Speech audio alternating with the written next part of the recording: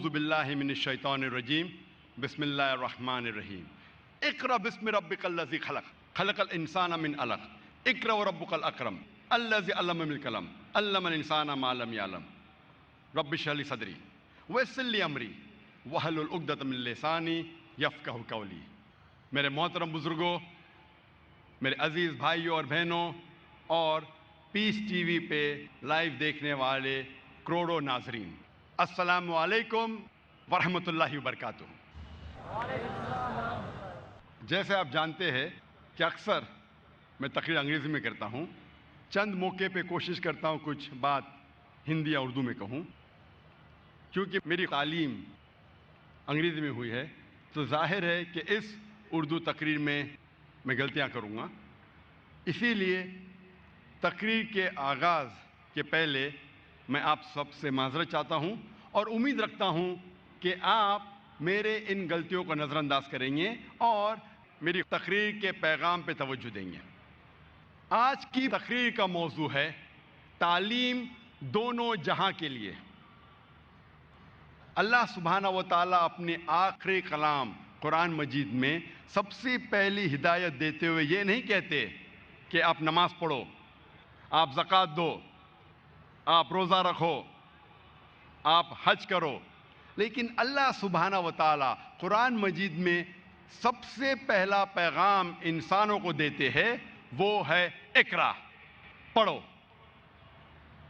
لیکن افسوس کی بات ہے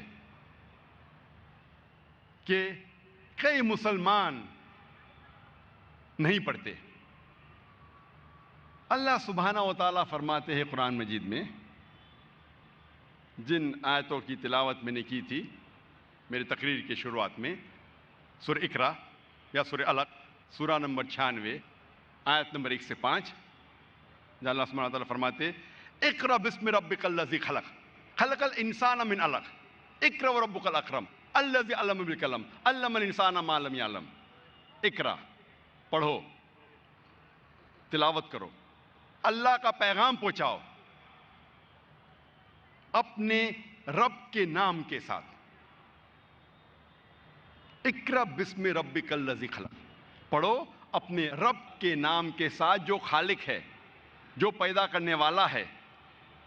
خلق الانسان من علق، جس نے پیدا کیا انسان کو ایک جمے ہوئے خون کے لوتھڑے کے ساتھ۔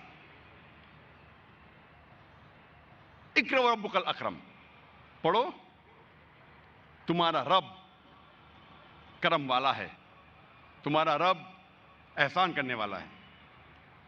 الذی علم بالقلم، جس نے تمہیں قلم کا استعمال سکھایا۔ علم الانسان ما لم یعلم، انسان کو وہ علم سکھایا جو وہ نہیں جانتے تھے۔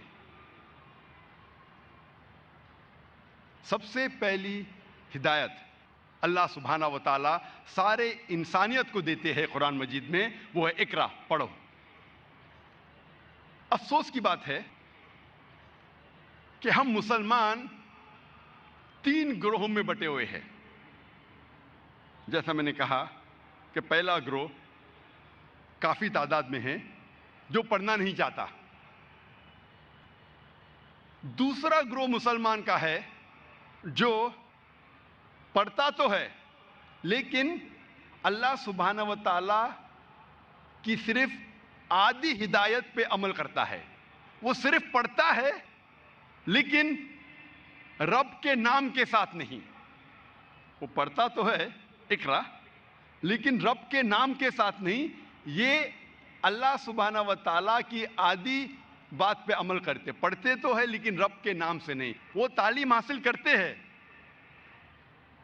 وہ ویسٹرن تعلیم سے اتنے متاثر ہے کہ تعلیم تو حاصل کرتے لیکن وہ تعلیم انسان کو رب کے نزدیک نہیں لے کے جاتی۔ جو تعلیم انسان کو اپنے خالق کے قریب نہیں لے کے جاتی، اس دنیا میں شاید اس کا فائدہ ہو نہ ہو لیکن آخرت میں وہ بالکل بیکار ہے۔ یہ علم کا کوئی فائدہ نہیں۔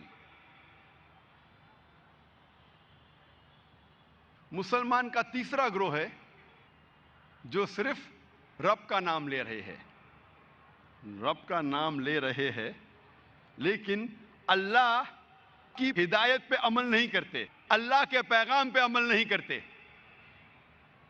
ہم مسلمانوں میں سے بہت کم لوگ ہیں، اگر آپ چوتھا گروہ کہنا چاہتے کہہ سکتے، لیکن بہت کم تعداد میں ہیں جو اللہ کی پوری ہدایت پہ عمل کر رہے ہیں۔ اللہ تعالیٰ فرماتے اقرأ بسم ربک، پڑھو اپنے رب کے نام کے ساتھ۔ پڑھنا ضروری ہے، تعلیم حاصل کرنا ضروری ہے، لیکن وہ تعلیم دونوں جہاں کے لیے ہونا چاہیے، پھر ہی آپ کو انشاءاللہ اس کا صحیح فائدہ حاصل ہوگا۔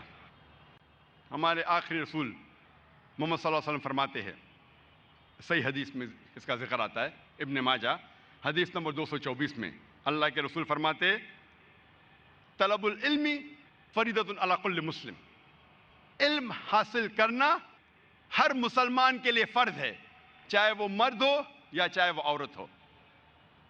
اللہ کے رسول فرماتے ہیں کہ علم حاصل کرنا ہر مسلمان کے لیے فرض ہے، چاہے وہ مرد ہو یا چاہے وہ عورت ہو۔ اکثر ہم انسان سمجھتے ہیں کہ علم اور تعلیم صرف اسکول میں حاصل کی جا سکتی ہے، کالج میں حاصل کی جا سکتی ہے یا یونیورسٹی میں حاصل کی جا سکتی ہے،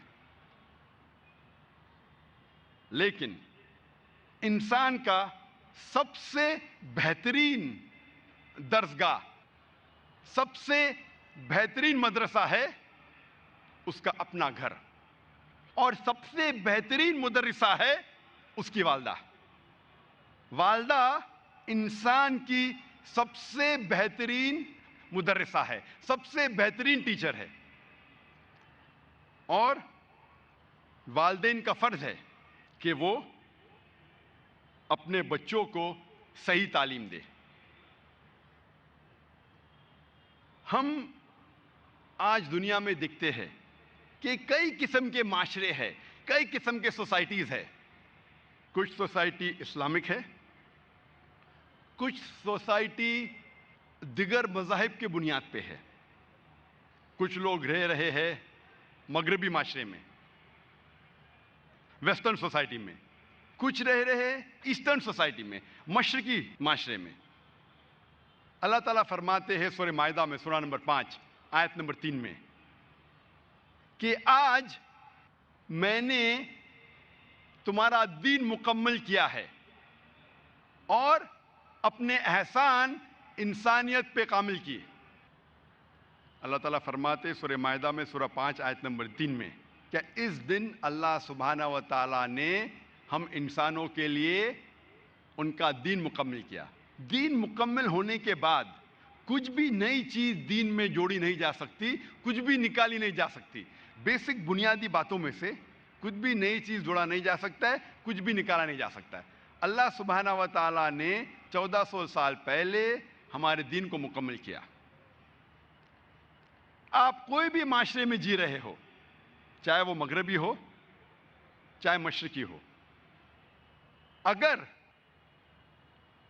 وہ معاشرے کی باتیں، تہذیب اگر قرآن یا حدیث کے خلاف نہیں ہیں، قرآن یا حدیث سے ٹکراتی نہیں ہیں، تو کوئی حرج نہیں ہے اگر آپ اس پہ عمل کرتے ہو۔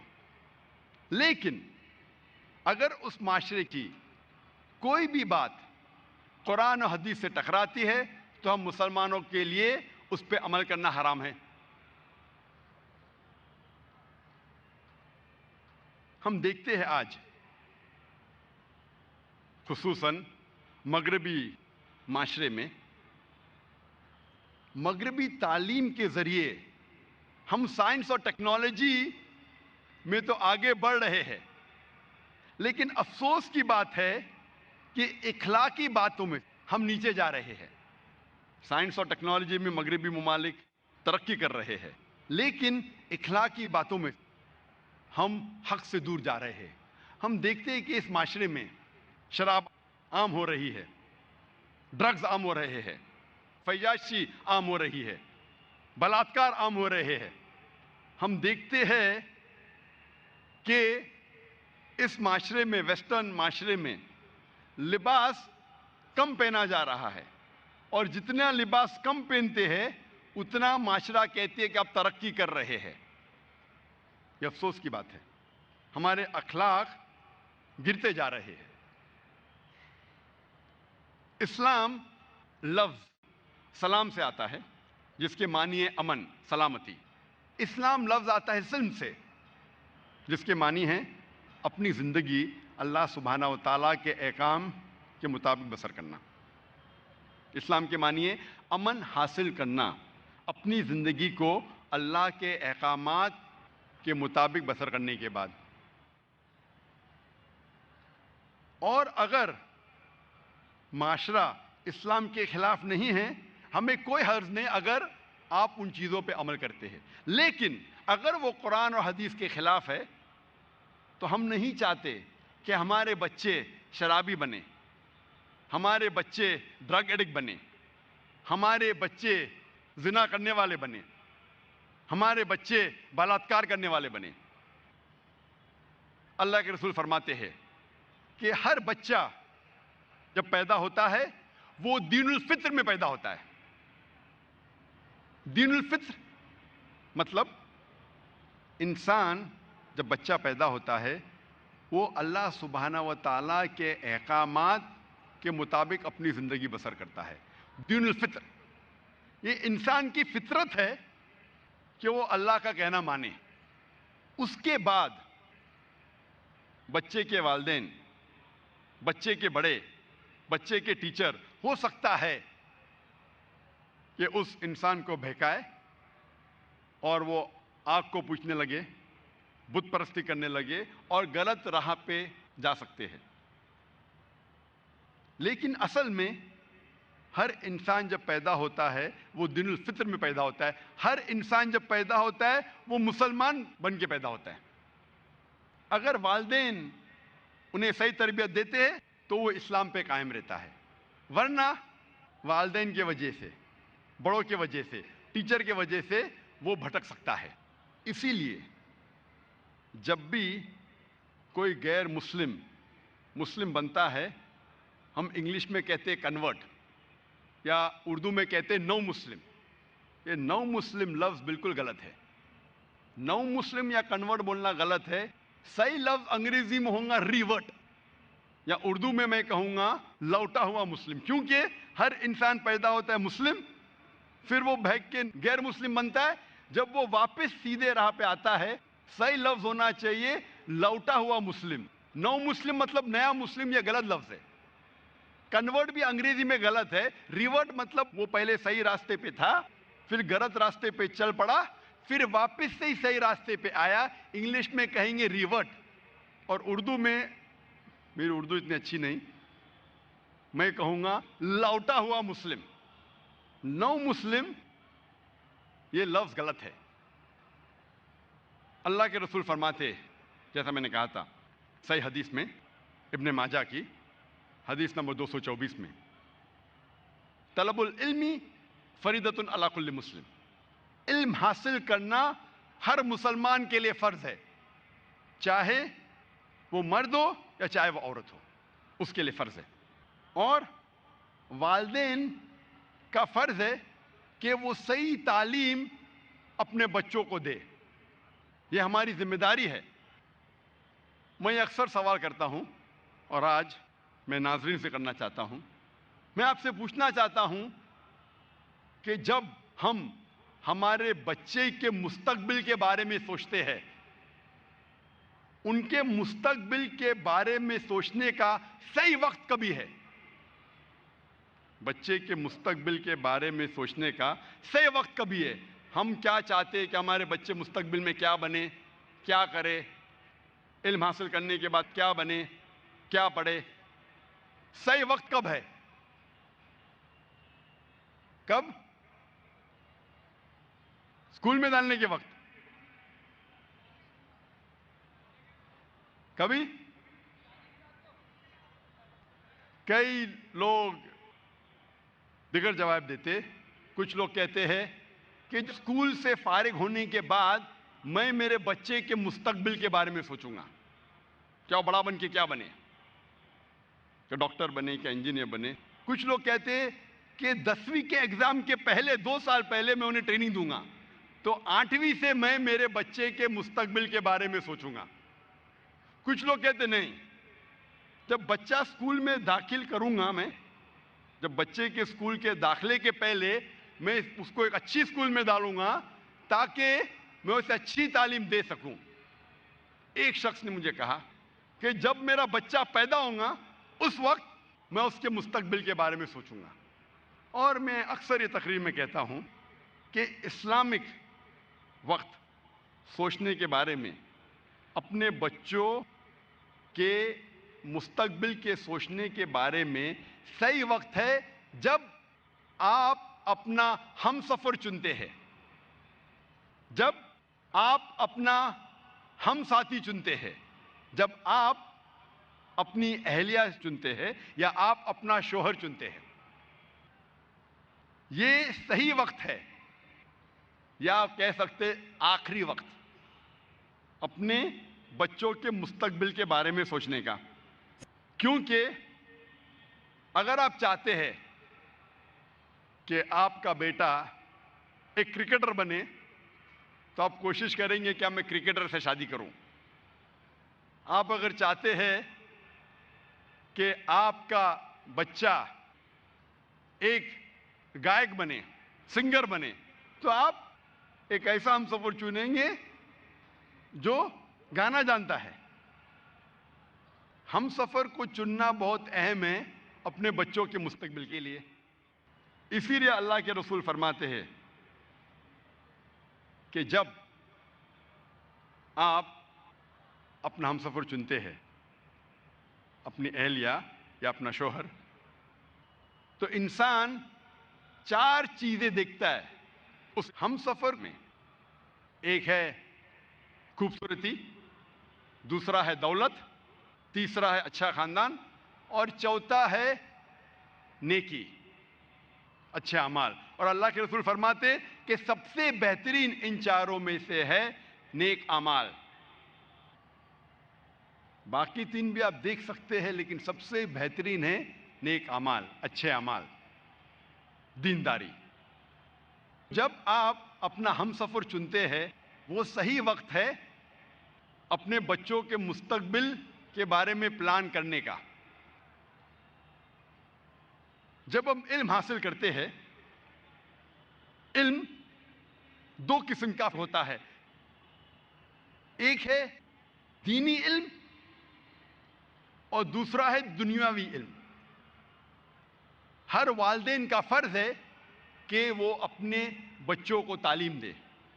فرض ہے کہ جو اہم دینی علم ہیں، جو بنیادی باتیں دین کے بارے میں ہیں، وہ اپنے بچوں کو سکھائے. سب سے اول جو دین کی بات ہے وہ ہے توحید. ہر والدین کو اپنے بچوں کو سکھانا پڑے گا توحید کے بارے میں کہ اللہ ایک ہے اور اس کے علاوہ کوئی معبود نہیں. دوسری بات ہے نماز پڑھنا، تیسری ہے زکوٰۃ دینا، چوتھی ہے روزہ رکھنا، اور 5ویں اگر حیثیت ہے تو حج کرنا. یہ 5 ارکان ہیں اسلام کے. اور اس کے علاوہ ہمارا فرض ہے کہ ہم اللہ اور اللہ کے رسول کی بات اپنے بچوں کو سکھائیں. جو سب سے بہترین تحفہ آپ اپنے بچوں کو دے سکتے ہیں وہ ہے قرآن مجید. اکثر مسلمان اپنے بچوں کو سکھاتے ہیں عربی پڑھنا تاکہ وہ قرآن مجید کی تلاوت کر سکے. اور 80% سے زیادہ مسلمان غیر عرب ہیں، عجم ہیں، وہ عربی نہیں جانتے. لیکن پھر بھی اس کے باوجود خصوصاً ہندوستان میں، اس دیش میں، ہم ہمارے بچوں کو قرآن مجید پڑھنا ضرور سکھاتے ہیں. اچھی بات ہے الحمدللہ. لیکن افسوس کی بات ہے کہ ہمارے بچے قرآن مجید کی تلاوت تو کر سکتے لیکن اس قرآن مجید سے ہدایت نہیں پاتے کیونکہ ہم عربی نہیں سمجھتے. تلاوت کرنا اچھی بات ہے، آپ کو ثواب ضرور ملے گا، لیکن جو ثواب آپ کو جنت میں لے کے جا سکتا ہے وہ ثواب ہے قرآن مجید کی باتوں پہ عمل کرنا. اگر آپ قرآن مجید سمجھ نہیں سکیں گے تو آپ عمل کیسا کریں گے؟ وآخر دعوانا الحمدللہ رب العالمین۔ میں اسی کے ساتھ ساتھ آج کے جلسے کے ختام کا اعلان کرتا ہوں۔ السلام علیکم ورحمۃ اللہ وبرکاتہ۔